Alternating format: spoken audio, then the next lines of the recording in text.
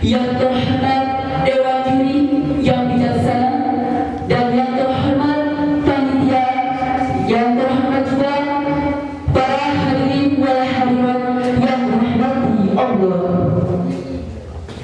Pada kesempatan kali ini, izinkan saya menyampaikan dakwah tentang kebersamaan wasilah kebangkitan agama dan bangsa. Pergeseran paradigma yang melanda umat beragama masyarakat hari ini sebagai akibat dari efek negatif globalisasi dan modernisasi yang menambah tidak hanya pada jalan kehidupan duniawi tetapi juga jalan kehidupan ekonomi, di mana dimensi kehidupan manusia telah mengalami modernisasi.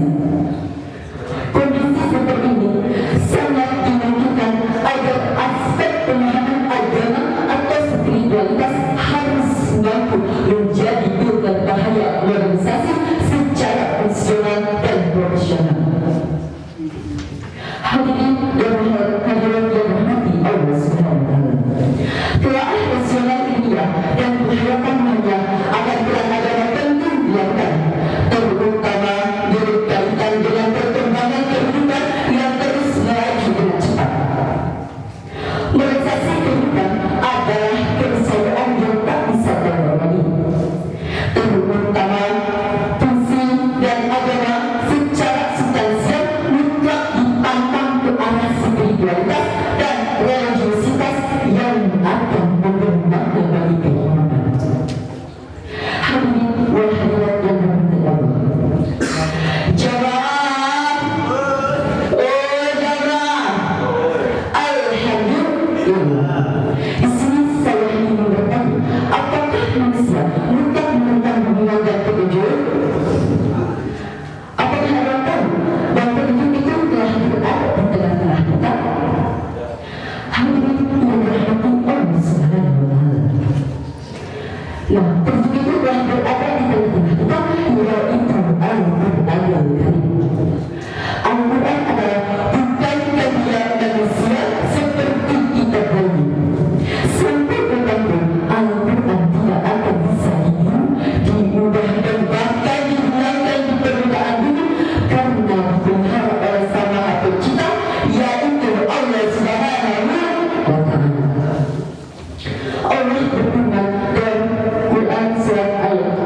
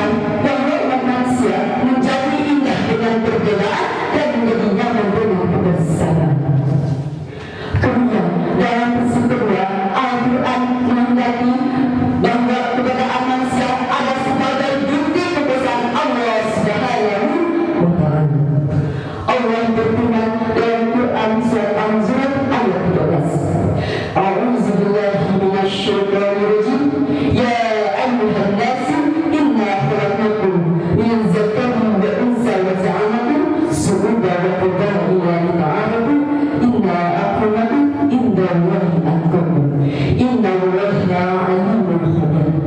Artinya, hai manusia, sesungguhnya kami yang menciptakan kamu seorang laki-laki dan seorang perempuan dan menjadikan kamu berbangsa-bangsa dan bersuku supaya saling kenal-mengenal. Sesungguhnya orang yang paling mulia di antara kamu di sisi Allah adalah orang yang paling takwa di antara kamu. Sesungguhnya Allah Maha mengetahui lagi Maha melihat. Hadirin yang dirahmati Allah SWT, akhirnya perlu kita sadari bahwa tujuan penciptaan adalah sebagai dan tatanan kehidupan pribadi maupun kelompok. Dalam pandangan Al-Quran merupakan tujuan mulia yang akan mengangkat derajat kemanusiaan. Tetapi jika kita mengingkari penciptaan itu, maka kita jatuhnya dan bahkan hina dalam binatang sekalipun.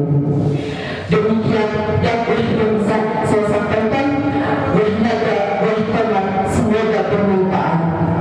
Saya ada pantun, kalau saya ada pantun, saya bilang cakap. Kalau ada sumbernya, dari kita nanti, dari kita nanti. Kalau ada ilmu yang panjang, dari kita